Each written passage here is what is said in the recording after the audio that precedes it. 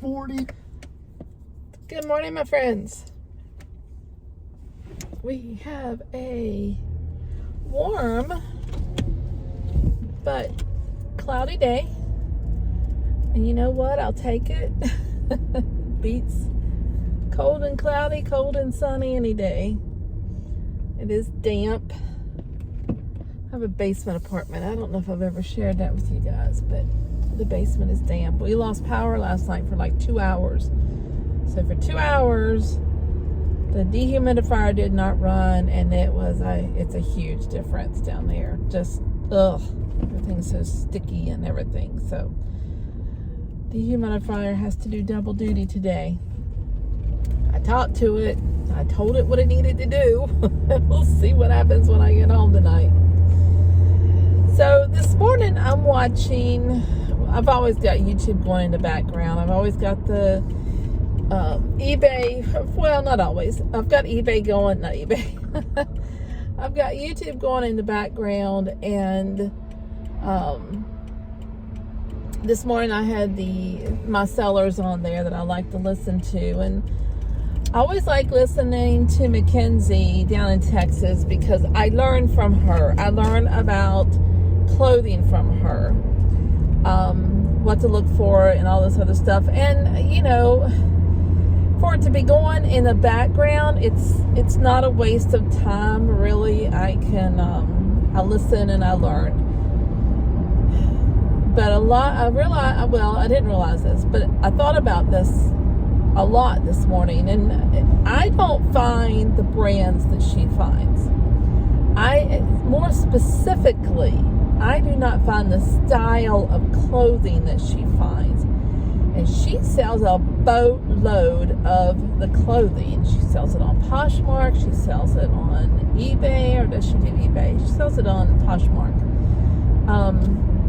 Some of my other sellers that I'll watch or listen to actually sell on both eBay and Poshmark. I can't remember the lady's name I was watching when I first got up.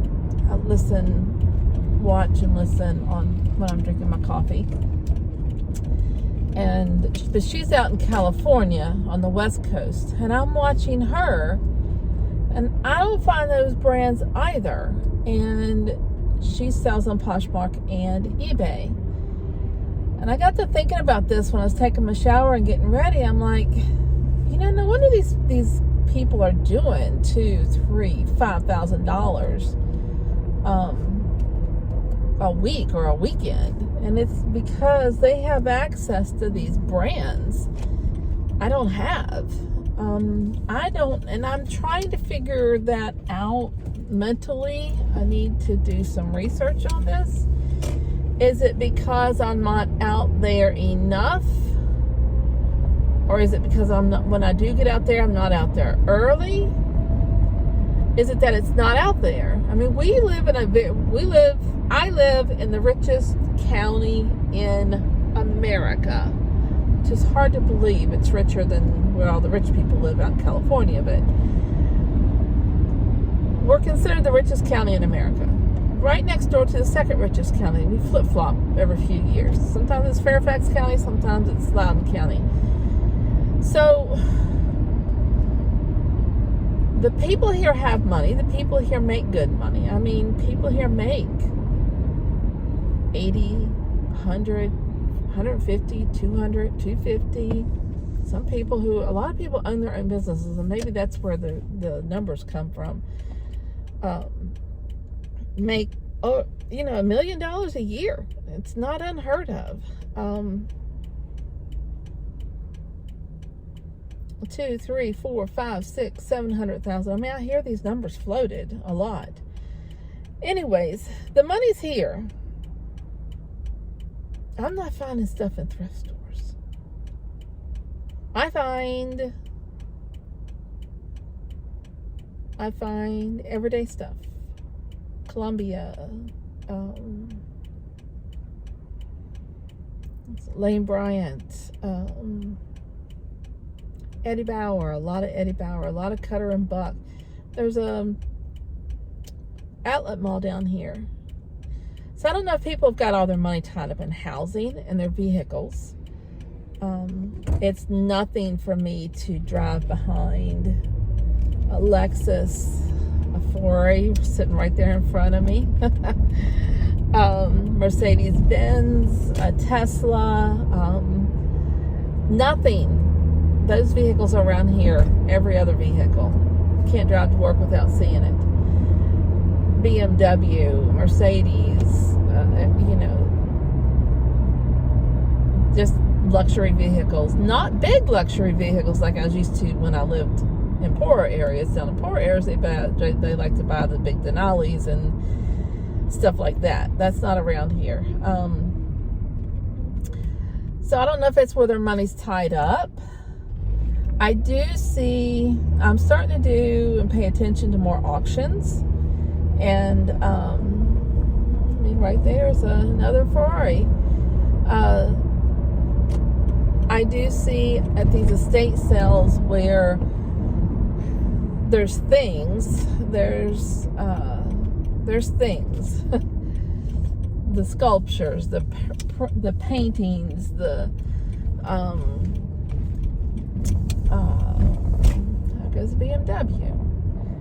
Right behind it's a Honda Civic or CRV, and there comes the Mercedes. See, it's just the cars. That's probably where their money is in the freaking cars. So I'm beginning to see these things in the auctions and the glassware, stuff like that. So maybe that's they're tied up in things, hard good wise. If you think about a house and a car, it's a hard good basically. Not so much clothing. So I don't know. I know that when I travel around the state of Virginia, I'm not finding that clothing anywhere in this state. Free People, trying to think of some of the luxury brands. Like I said, I do know that around here and down in Blacksburg, I found a lot of the hiking stuff, because there are a lot of hikers, a lot of bikers, activity. I mean, this county lends itself to, they have the hiking trails, biking trails. They have all that stuff around here. They have the sidewalks. But I can't find the shoes. So why, where are all the shoes? It's not like it is in other parts of the country. So my point being is that's something you need to think about when you're looking at your goals and what you want to achieve and how you want to do this. And before you watch these YouTubes and I'm going to make all this money, I can get this, I can get that. It might not be out there. It very well might not be out there. So just keep that in mind. And when you're outsourcing, because you can get very frustrated. And I could spend, I could spend a lot of time sourcing. Is it worth it? From what I've found, no. I have to be very selective about my time anyway because of my job. But for the most part, no. All right, that's it today. We'll get me some coffee and I'll talk to y'all later.